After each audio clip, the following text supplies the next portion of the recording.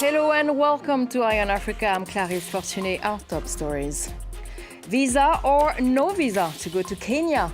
President Ruto advocates for borderless Africa, but visa-free might have a price tag.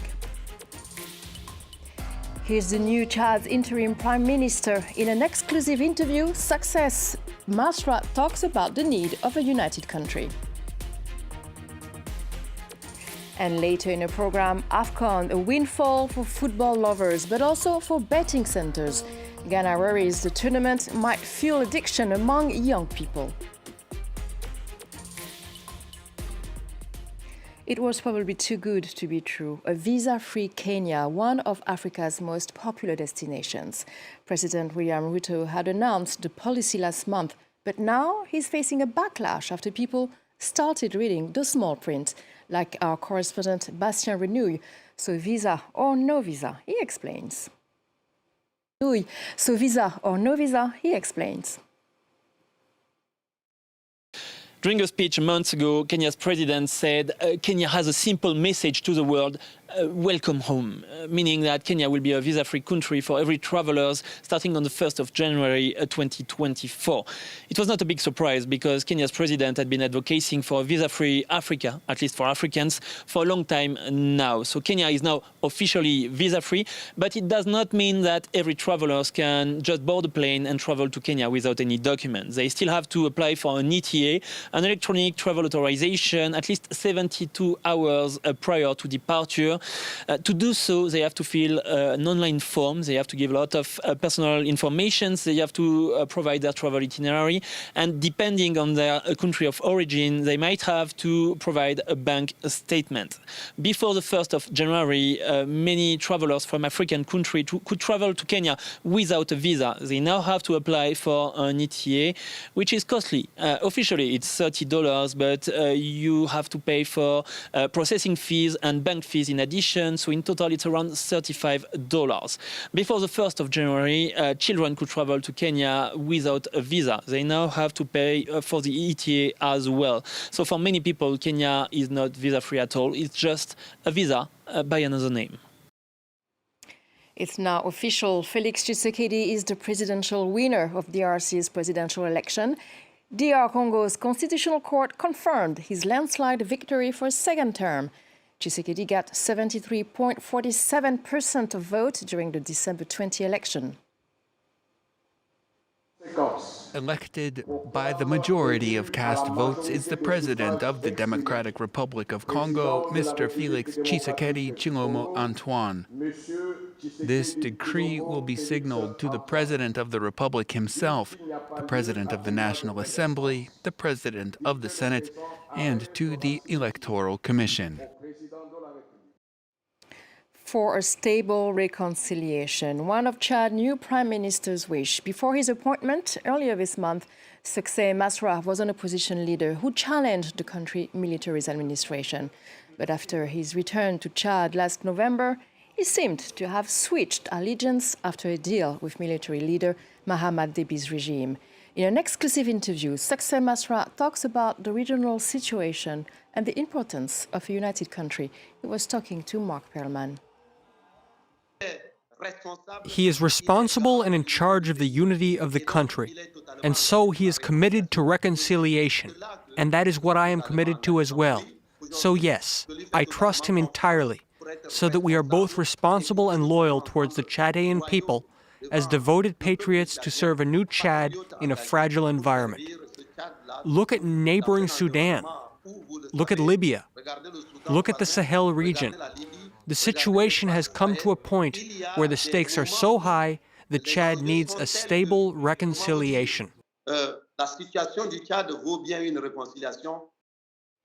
And more news in brief. He had spent more than 5 months in detention. Now Salem Bazoum has been released. The son of Niger's deposed President Mohamed Bazoum was detained along with his parents at the presidential palace after the military staged a coup last July. Mohamed Bazoum remained in detention, with the junta so far refusing to bow to diplomatic pressure to release him. Ugandan athlete Benjamin Kiplagat will be laid to rest in his ancestral home in Kenya on Thursday. The 34-year-old Olympian was found dead on the road in the early hours of New Year's Eve with a stab wound to his neck. Kiplaga had represented Uganda in a 3,000-meter steeplechase, including at 3 Olympic Games and 6 World Championships.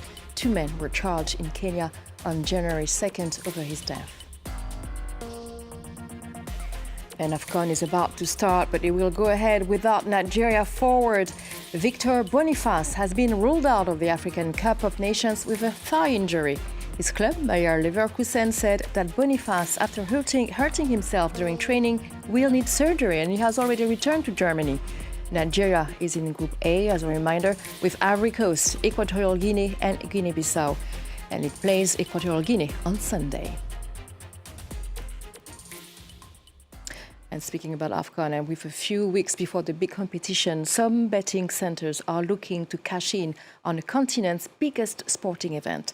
Ghana is already one of the countries with the highest number of betting companies, fueling a growing addiction, especially among young people. With the country going for the tournament, mental health campaigners fear things could get worse. Here's Justice Baidu and Theodore Abiu in Accra. This is the 5th sport betting center within 400 meters from each other on the streets in Accra. Isaac Kwashi started this center 6 years ago, and he is very excited about AFCON coming. We all know AFCON. It concerns the whole Africa, and then people will be coming in all over. Foreigners will be coming in all over. So imagine an African man staking bets, and then a foreigner also staking their bet. Inside, sports lovers, including minors, hard at work, playing sports and betting on others. Jaja Mundi is a university graduate and one of the regulars here. I've tried to stop betting numerous times, but with sports betting, I can get this money using this money. Let's say I need like 1,000 cedis, and I know, I'm having 100 cedis right now, I need 900 cedis more. And then maybe my monthly salary is not even like, let's say, 800 or 700. Even if I wait for the month when I still can't afford what I want to do. More than 40 betting companies are now licensed to operate in Ghana, backed by a boom in mobile money applications that allow for easy payments of wins. These companies are now on aggressive promotional campaigns. According to a 2022 study, 42% of Ghanaians would have made at least one sports bet during the year, making the country one of the biggest punters on the continent. Dr. Day Asamoah, an addiction specialist, has recently seen the number of people consulting him on the issue of betting addiction on the rise. With AFCON coming, there's likely going to be an increased risk of gambling addiction. One, for those who are already addicted, are likely to be more exposed and probably have more mental health challenges because they may lose more. The Gaming Commission of Ghana says it is aware of the problem and is doing its best to limit the damage, especially among minors. And also in the news, more than 2 tons of seized elephant tusks were destroyed this Tuesday in Nigeria. Their value, more than $11 million. Nigeria is trying to put an end to wildlife trafficking and protect its elephant population. Over the past 3 decades, it has declined drastically from an estimated 1,500 to less than 400. Mark Ofua is at Wild Africa Fund. Today we have brought everything out to say we want to make a public show of destroying them to mark a tenure or an era where Nigeria says no to illegal wildlife trade, no to destruction of our biodiversity, no to destruction of our wildlife. We want to let people know that these tusks belong to elephants. They are most beautiful on the elephants, and we should leave them on the elephant. Every tusk you see today represents an animal that's been killed. And I can assure you that any perpetrator in illegal wildlife trade in tusk, both those that go out to do the killings, those that do the buyings, and those that do the trading, when caught, will be fully dealt with according to the law.